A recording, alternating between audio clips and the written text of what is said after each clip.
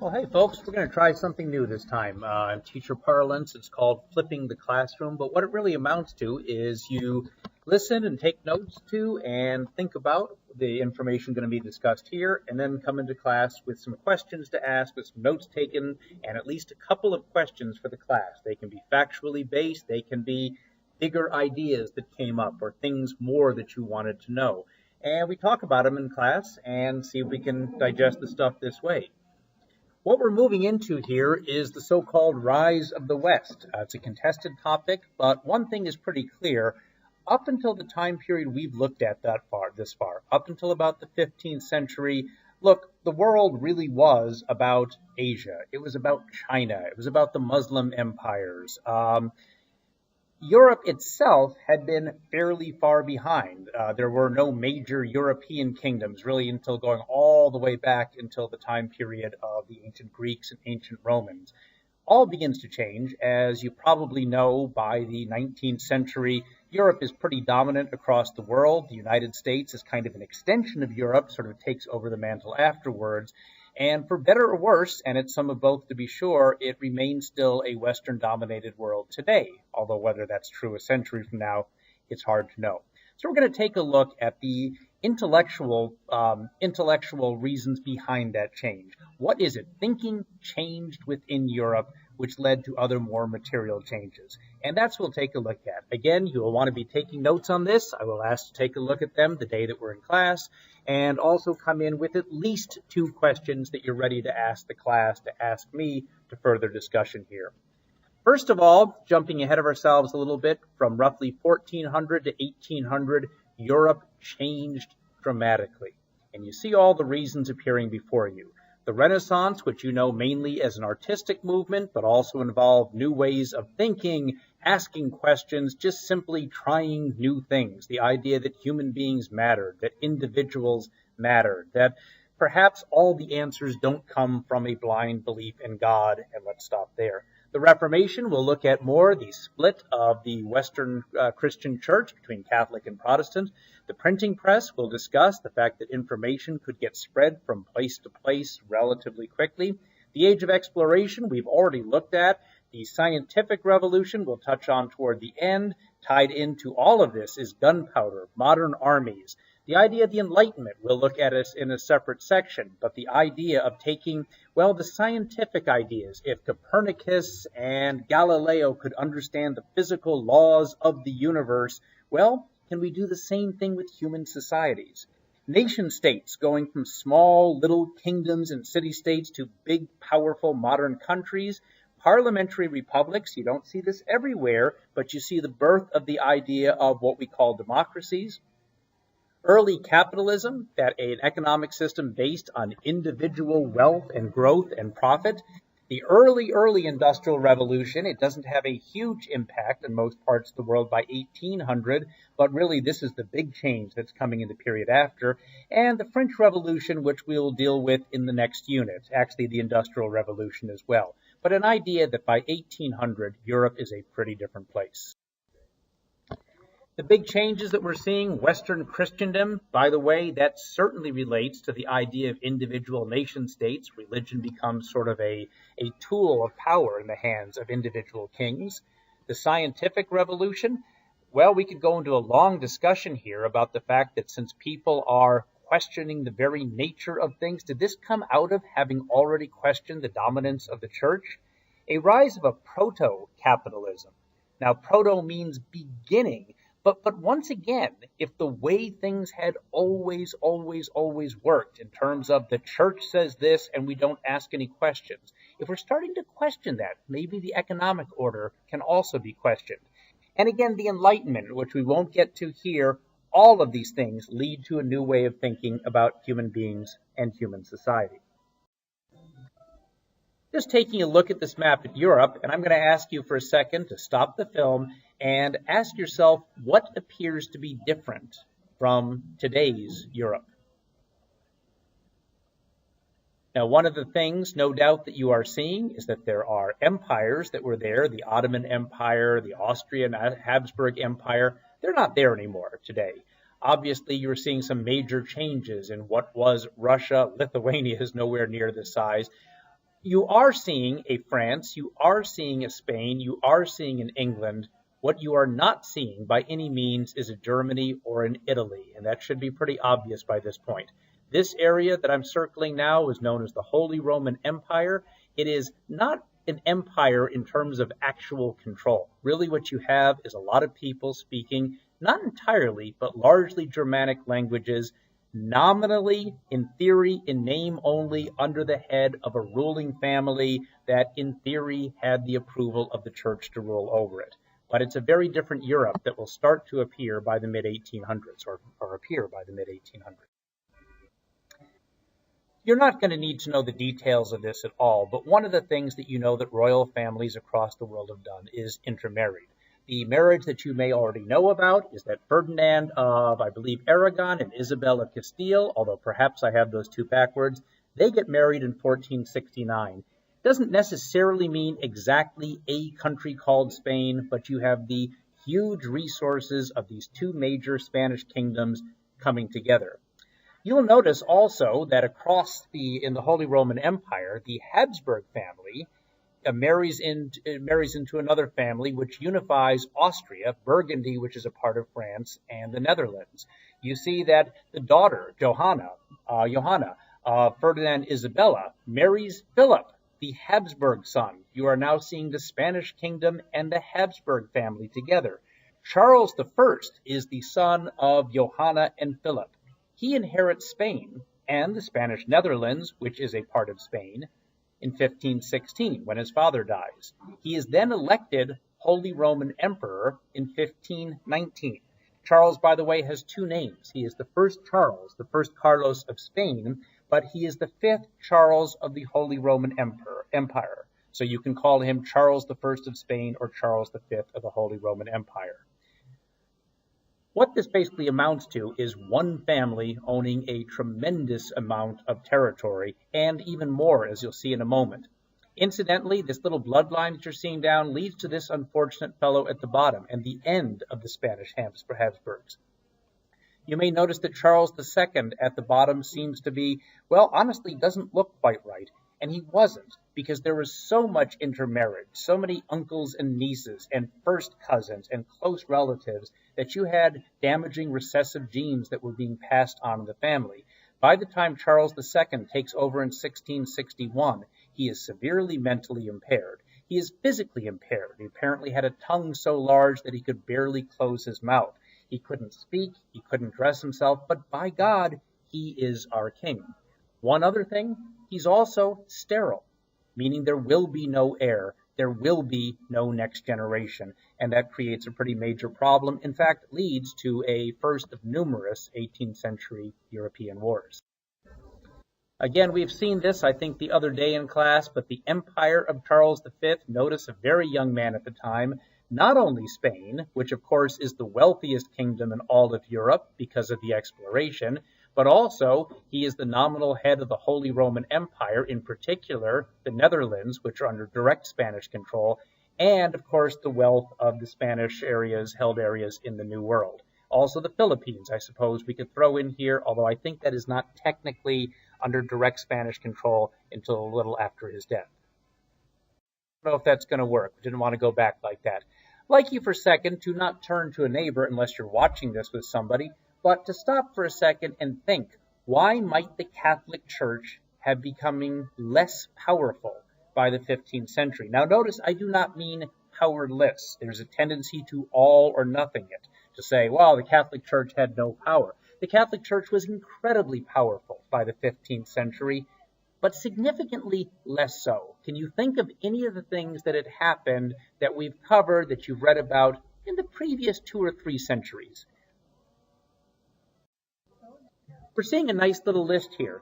Recall that the Crusades were ultimately not very effective. Yes, for a short period, the Holy Lands were taken, but for all the expenditure and for all the power the church showed, ultimately by the 13th century when they ended, well, they just didn't work.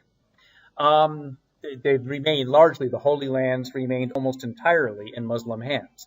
Secondly, in order to bankroll this and to make this happen, in order to have hotels set up or inns for these armies to stay in, to have people loaning money to keep the armies going, to have craftsmen who can repair the swords and repair the weapons and provide food.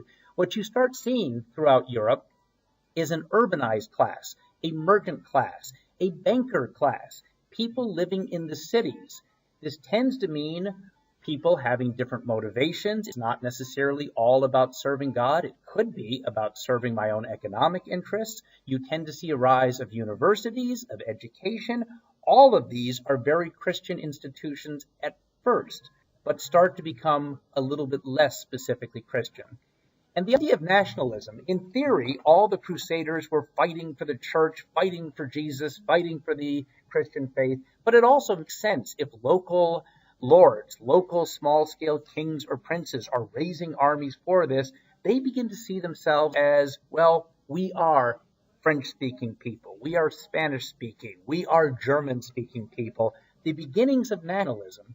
And throughout Europe today, as you know, people consider themselves, for the most part, to be Italian first, or to be Swedish first, or to be English first, as opposed to a Christian first.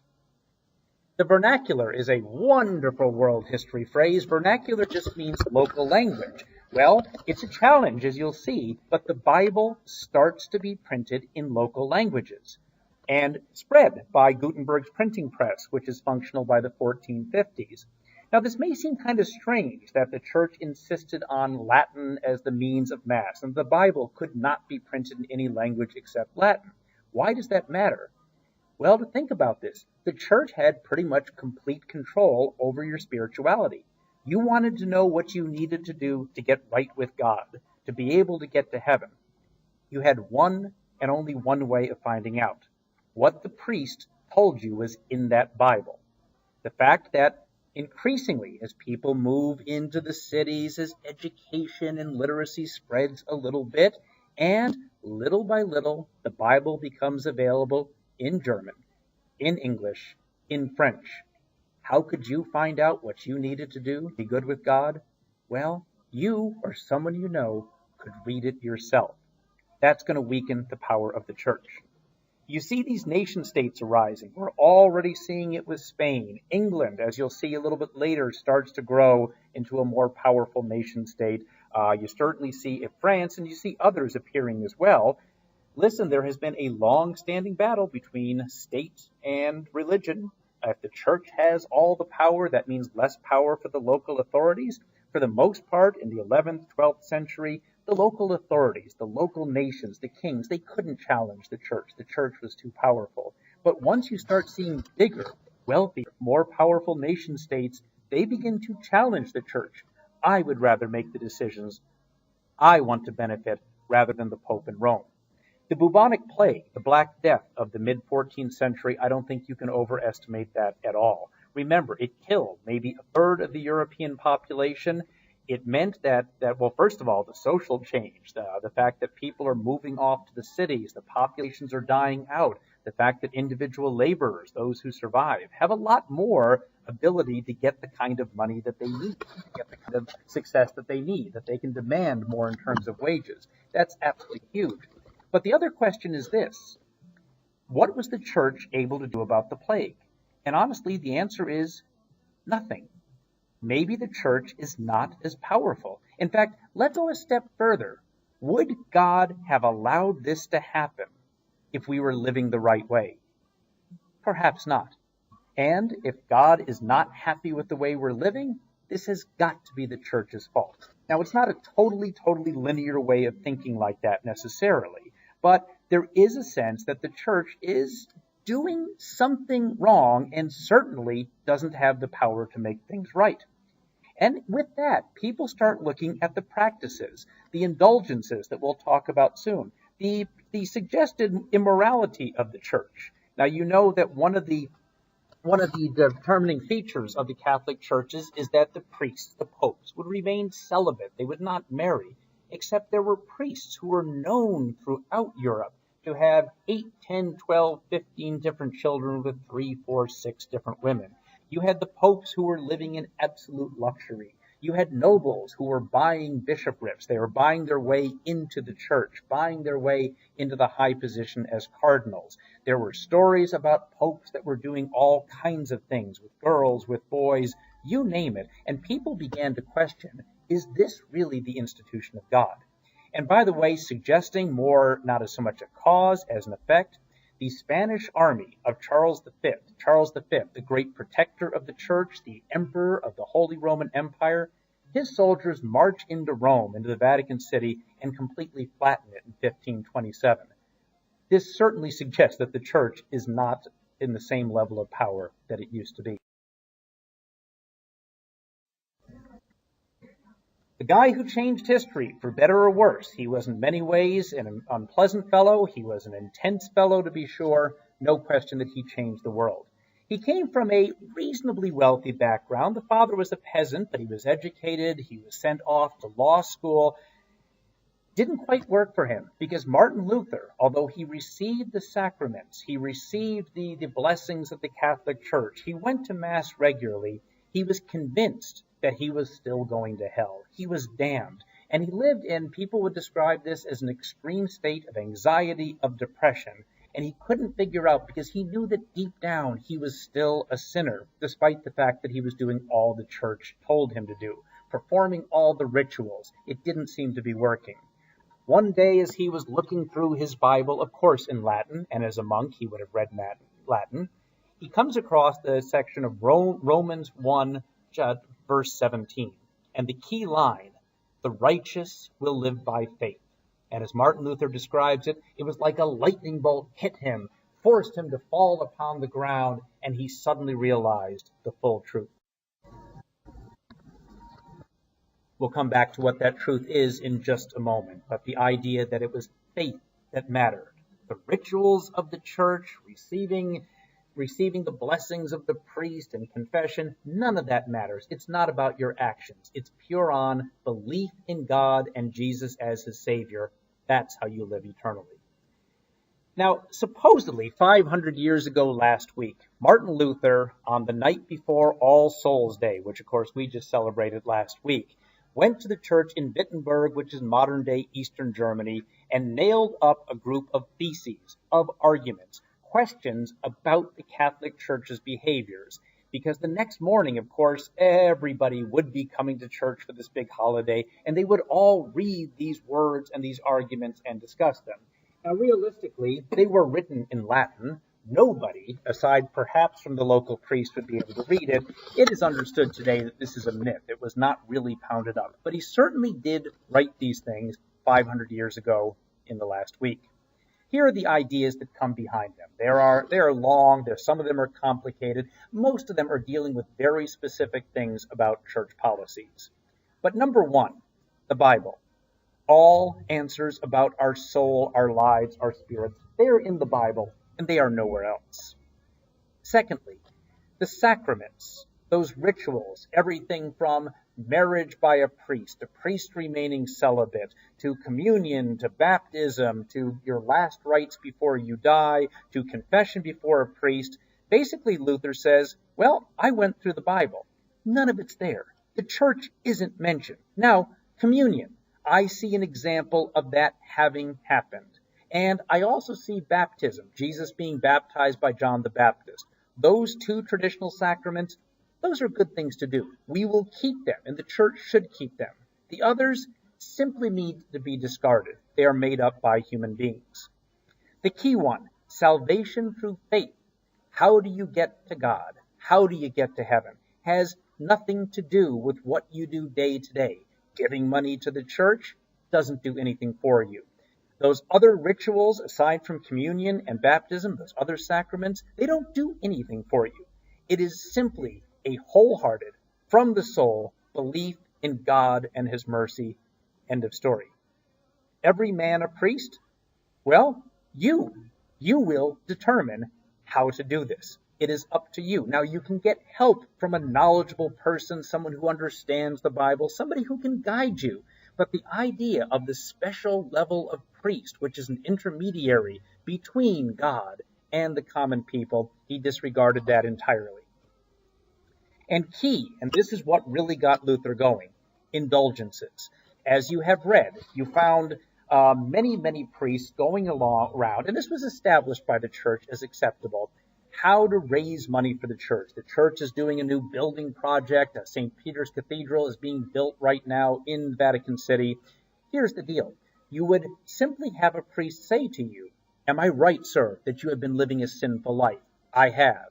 "If you were to donate $50 to the church, I will give you this piece of paper and it will help get you to heaven. You will avoid purgatory for a while." These were called indulgences, and Martin Luther saw nothing like this in the Bible and began to argue, you know what's happening here? This is just greed.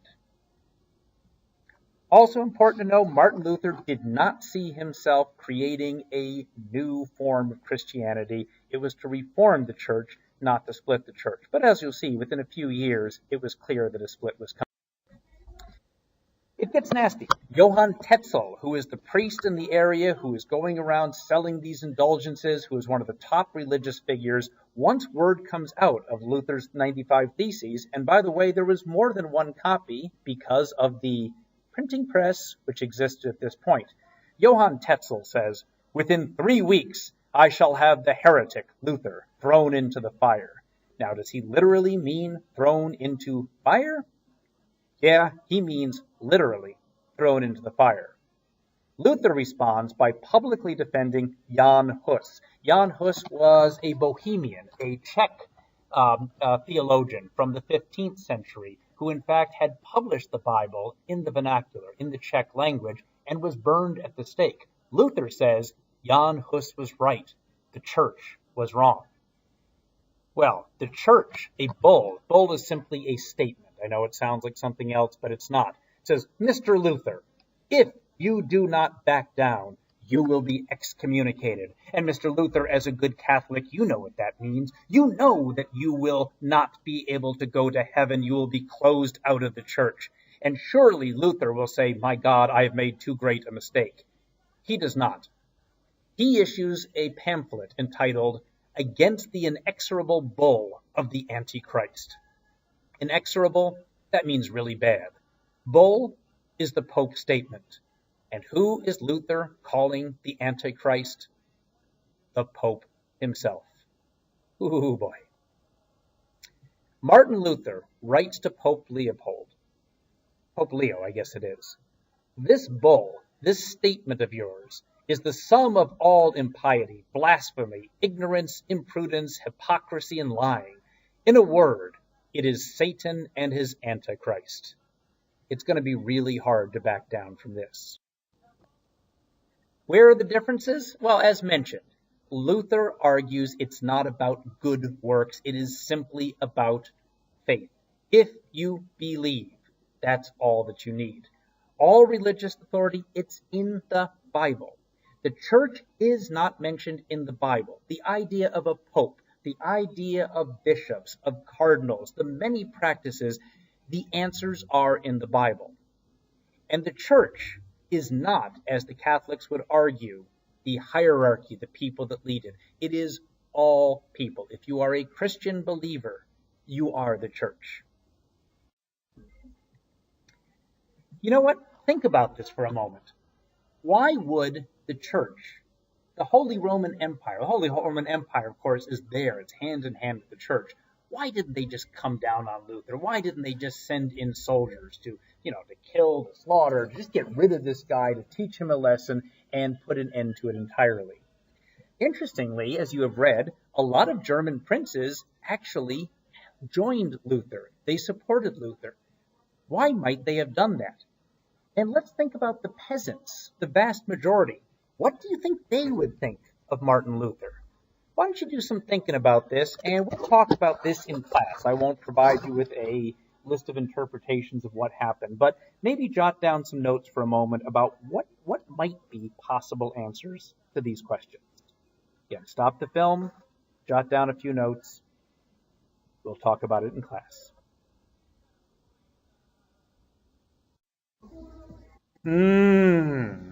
Lunchtime. A diet of worms. Well, not really. It's not pronounced diet. It's diet, and diet is a meeting, a parliament, a conference, as it were. And it's not Worms, it's Worms. Worms is a city in eastern Germany where the Diet of Worms was held. And there were 3 people there of note. Martin Luther, come to answer for his crimes against the church. Charles V, the Holy Roman Emperor, by the way, about 24, 25 years old at this point, and arguably the most powerful man in the world, representing the church and the Holy Roman Empire. By the way, of course, being German, Luther lived within the Holy Roman Empire. And then he, the local prince, Frederick the Wise of Saxony. Remember that the Holy Roman Empire was not a connected, strong, unified group. The local princes and kings and city-states often had their own authority. So why did the rebellion succeed? First of all, he was not the first. Luther was not the first guy to show up and say, wait a minute, the church is wrong. The Bible should be written in the local language. John Wycliffe and Jan Hus were a couple of people earlier who had said a lot of the same things and were shot down. The church was in need of reform. There's almost no question about that. It had become corrupt. You have this leftover of Renaissance era questioning, where people are questioning how the world works. You have Leonardo da Vinci suggesting that maybe human beings can fly, and people doing early scientific experiments. Well, that could move on into the church as well, the ideas of religion. The fact that Charles V of the Holy Roman Empire had a lot more to worry about than a loudmouth former priest running about in Eastern Germany. You have the Ottoman Empire, which you'll recall has recently taken Constantinople, is about to move to the gates of Vienna, and you've also got the French Empire, and France is growing as a major power, often in conflict with Charles V, i.e. Charles I of Spain. So that's all a part of it as well. You've got the idea that Luther's interests maybe appeal to the nobles' interests. After all, if the church is not all-powerful, don't the local rulers become more powerful?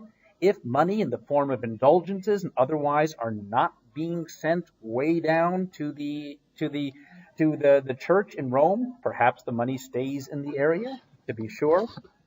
And you've also got a little bit of a sense of, wait a minute, we are people who speak a German language. We look differently, we act differently, we speak differently. Our food, our history is different than those Italians down in Rome. Remember that a state means a formalized government recognized by other people, whereas a nation is people feel a connection. There may or may not be a state going along with it. If there is, if French people, culturally, a nation, form a state of France, you have a nation state. At this point, there is a German nation that is growing. The German state doesn't come along for a few hundred years. Back, by the way, to the Diet of Worms. I thought I had another slide on here. I don't.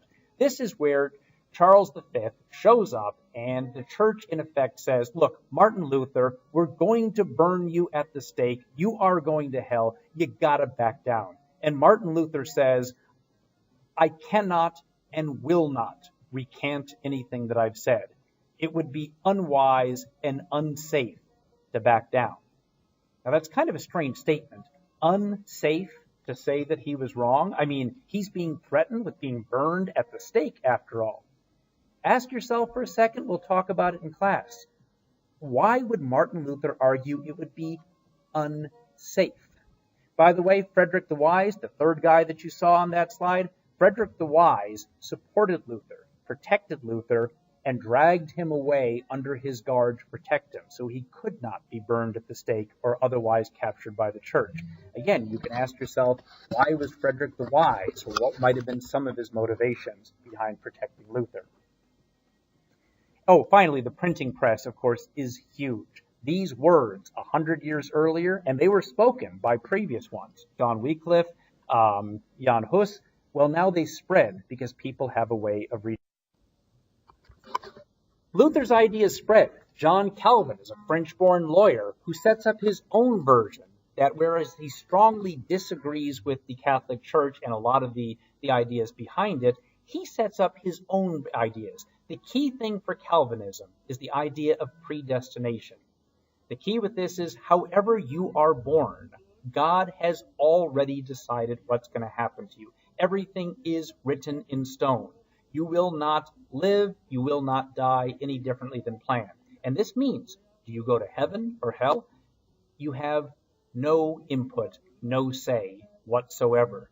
God has already determined whether you're going to heaven or hell. These are the people called the elect, the people that were expected to go to heaven. And if you were destined to be damned to hell at birth, there is nothing you can do to change it. Hey, another interesting question that you might ask yourself, maybe we'll have time to talk about in class. What would be appealing about that? How would this be a religion that spread? Because it does. Calvinism spreads to Switzerland, the Netherlands, still an important force there. Scotland, the Presbyterian Church. You see the English Puritans, the French Calvinists, a whole lot of groups of people are willing to accept this.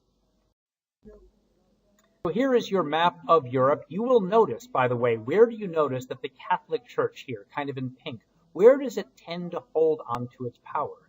You'll notice that it's primarily the southern part of Europe. Italy for sure, Spain, France to a degree, although you have all these Protestant areas here, and the further away that you move from Rome, the less Protestant countries tend, the less Catholic any of these countries tend to be.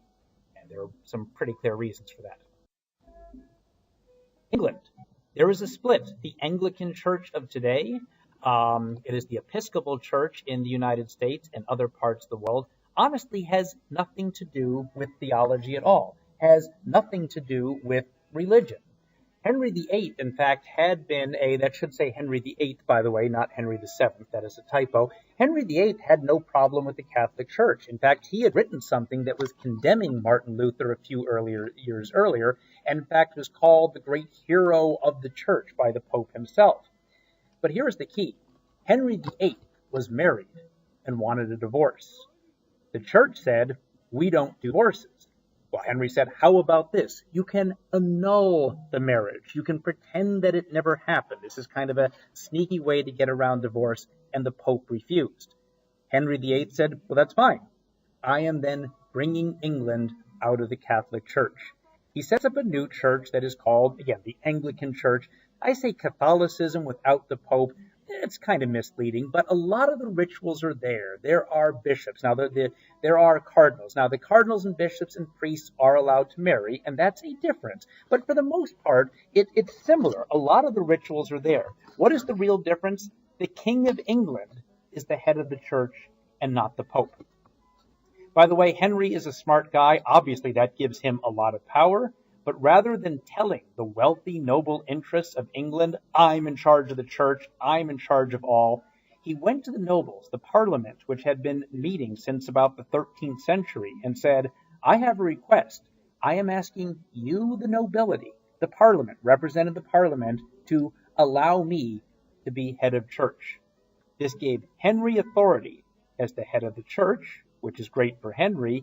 It gave the nobles the power, the expressed power to be able to make this decision. One of the reasons England develops differently than the rest of Europe is the king becomes relatively less powerful over time, and the parliament assumes power. So again, we look at our map here. The farther south you go, the more Catholic you go. It's an unfortunate map because Lutheran and Catholic don't look that different here, but you can certainly make out the difference. Basically, the closer geographically we are to Rome, the more Catholic an area is going to be. The Catholic Church eventually responds. The specific details you're not going to have to know. Church councils are meetings that go on sometimes over multiple months, multiple years. This is not an 18-year meeting 5 days a week. They meet for a month, they take off for a couple of years, etc. But here's the problem. By the 1450s, 1440s, it's clear this Protestant rebellion is real. What are we, the church, going to do to keep our power, to respond to the Protestant threat? And there are some changes that are made. These indulgences, now they don't say that indulgences, the payment for the church, are inherently wrong. After all, The church, according to the church, is the word of God. It's the message of God. Why would people not support the church? So in fact, giving money to the church is good for your soul. That's terrific. However, it is acknowledged some of it was done out of greed, some of it was illegitimate. We're going to control the indulgences. Look, most of our priests, they're good people, they're caring people, they are men of God, but we have to acknowledge that some of the priests, some of the bishops, some of the cardinals, and even popes themselves have often been behaving immorally. That's got to stop. And we need to start educating our priests. We need to start putting more into them so they can really help the people. Bishopships, cardinal positions shouldn't be sold off to the wealthiest, to the most clueless. They should be people that really know the Word of God and can lead people. But for the most part, this Catholic Reformation, as it's often called, it reaffirmed the Catholic Church. Yes, the Bible is vital, along with the historic weight of the church. After all, the Catholics argued, Jesus went to St. Peter, the apostle, and said, Peter, you are upon the rock upon whom I shall build my church. You go to Rome and you set up my church. Well, he became the first pope, and Catholics said, absolutely, the church has an equal role along with the Bible. The seven sacraments, transubstantiation, we won't worry about. The idea is during communion, is this literally Jesus' body and flesh that appears in the wafer and the blood? It's a long, complicated argument. Bottom line is, the seven sacraments, transubstantiation, absolutely. The saints, the pilgrimage, everything, absolutely. That's a way to finding God. And the structure of the church, the idea that every man is a priest, that makes absolutely no sense. A priest is a link to God. So that's kind of the religious conflict. Leads to a political conflict. Again, that line between religious and political and economic, they're all tied together. Notice it lasts about 30 years, and it's pretty nonstop. There are brief pieces that occur, but this is pretty nasty stuff throughout Europe. Where is it fought? It's mainly in the German states. Again, no such thing as Germany. But the French get involved, the Spanish get involved, Denmark, the Habsburgs, the Swedes, the Dutch, and mercenary forces, hired soldiers. You know what? Folks looking for work. And today, I'm on this side, you're offering me more, I'm on the other side. Was it really a religious war? Well, yeah, at the beginning, it kind of was Catholic-Protestant, but in the last phase of the war, it's Catholic France versus Catholic Spain and the Catholic Habsburg Empire. In other words, it seems to be, by the end of this war, more about politics, more about economic control. It is time for your SAT word of the day. This is a good one, folks. Defenestration. Defenestration. Fenes, meaning window, fenetre in France, happened at the beginning of this war in 1818. You see emissaries of the Catholic Church come to Bohemia, come to the area where Jan Hus used to make hay. This is an area where the Protestant Reformation had really taken hold. And they come and tell the local Protestants, you must come back to the church now. Well, these gentlemen were taken and literally thrown out of the third-story window. They were defenestrated. By the way, these gentlemen did not die. They landed in a huge pile of horse manure and were saved. That was the beginning of the 30 Years' War. After this war, and we won't go into the details of it, there was a peace in 1648, and it's a turning point in European history. First of all, the border rights of the major states. From this point on, the borders will change, they will move, but we have an England, we have an Austrian Empire, we have a France, we have a Spain, we have a Netherlands, we have a Switzerland. A lot, not all, but a lot of the countries that you see on modern-day European maps really exist from this point. You've also got a precedent. Nobody got everything they wanted out of this, but the idea was to maintain a balance of power. Give France enough that France won't continue fighting. Make sure the Netherlands have enough. Nobody really wins at this treaty. Everybody walks away satisfied enough. The Holy Roman Empire, which honestly had been largely powerless for many years, really is at this point powerless. It is something that's on a map. As Voltaire later said, the Holy Roman Empire isn't holy, it isn't Roman, because it doesn't even include Rome, and it sure isn't an empire. And now the idea that it is anything more than a map you've got a, quote, Germany that probably has 3, 4, 500, the numbers are still in debate, independent states. The bottom line is this: Europe is officially made up of independent nation states. Europe was Christian, identified by its religion. We are the Christian world. We are Christendom up until the 12, 13, 1400s. After the 17th century, Europe is simply not thought that way, even though a majority of the people are still Christian. And here is your new map. Again, you are recognizing major parts of modern-day Europe. Now, Italy and Germany don't actually become recognizable countries till the late 19th century, but you are starting to recognize this map of Europe. One of the real keys in all of this is the standing army, is what keeps these nation-states strong. During the 30 Years' War, there were about 1/3 French soldiers, unlike anything seen before, and you start seeing professional standing armies. This means that even in peacetime, the armies are there. Up until this period, it was far more common to say, what, we're at war? Well, I guess we'd better raise an army. Not any longer, not any longer. Now you start having nations that have round-the-clock, 365-day-a-year armies. This meant that the supply lines, when fighting far from home, we had ways of getting weapons. We had ways of getting food back and forth. Training, you've actually got like an officer corps, career officers, not simply nobles called in to lead soldiers in time of war, but young men who are trained from the ages of 13, 14, 15 to become officers. Taking care, ambulance corps, taking care of the sick, of the wounded.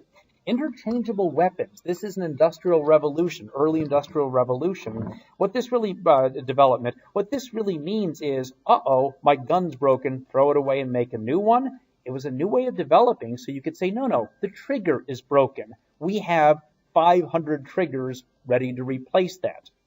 And also more important, remember that it was the nobles in the feudal days, in the pre-nation state days. They hired. They paid for their soldiers. They armed their soldiers. They fed their soldiers. Not any longer. Soldiers are now employees of the state, and this, of course, strengthens the nation state. Won't do quite as much with this. We can probably talk about this in class a little bit. You might think we talk about the scientific revolution, about some of the big names, about some of the developments. Probably the ones that make the most sense to know about are Copernicus and Galileo, who proved absolutely that the Earth is not the center of the universe. In fact, the Earth revolves around the sun. And we might do some talking in class about why that would be so important.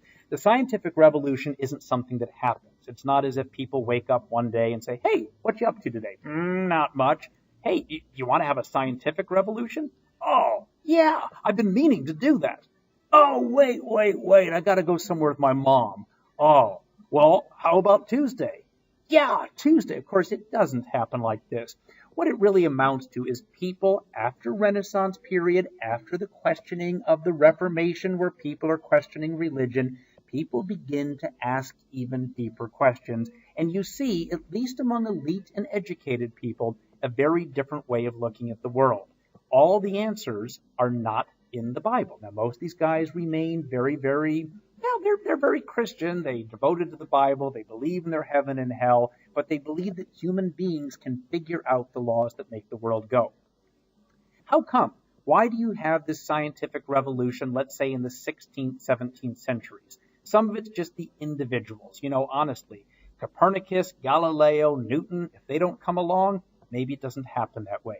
You've got the Renaissance era. And when I say rediscoveries, they had brought the ideas back of the ancient Greeks, the ancient Romans. A lot of the stuff that was so revolutionary in the 17th century, folks, the Greeks had figured it out 2,000 years earlier. But the Greek learning was blocked out of Europe. It was wrong. It was pagan. It didn't mesh with the Bible, so it was forgotten. What brings it back?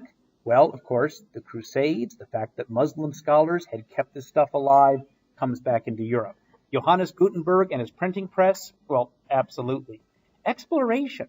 There's money to be made out there. There are bigger ships to be made. There are new weapons. We need to do some research to make those weapons. Better ways. We probably won't talk about Descartes and Bacon and the other great scholars of the time, but the so-called scientific method, you have to see proof for it to count. You've also, and this is a harder argument, the Protestants of this period were more probably, especially after the initial years, more open to the idea of science than perhaps the Catholic Church. That's a bigger argument that we probably have time for.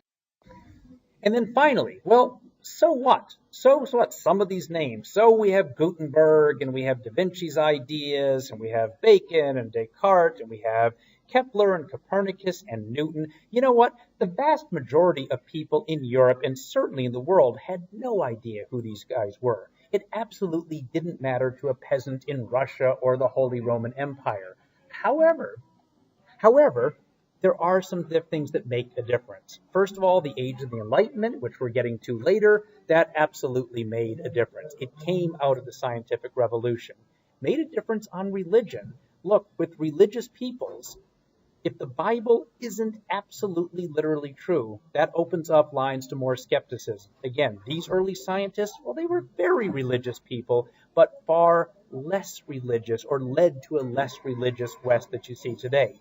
Some of the scientific knowledge goes to agriculture, producing more crops. We have the age of exploration, gets enhanced even further because there are new methods, new techniques, etc. Industry, the Industrial Revolution does not happen at this point, but some of the ideas that come from the scientific revolution absolutely do come of age during the Industrial Revolution. You start seeing the military, of course, and a lot of science. Science is a wonderful thing. It makes our lives easier. It also makes our lives a lot more destructive. And so the military capacities increase. And again, the academies, academics, universities, advanced scholarship, all comes out of the scientific revolution.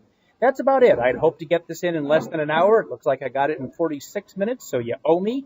Again, I'll take a look at some notes that you took on this, the questions for discussion that you have coming in. When we come in and discuss this, I think it'll be on Monday, at least in 2017. Thanks for listening. Talk to you soon.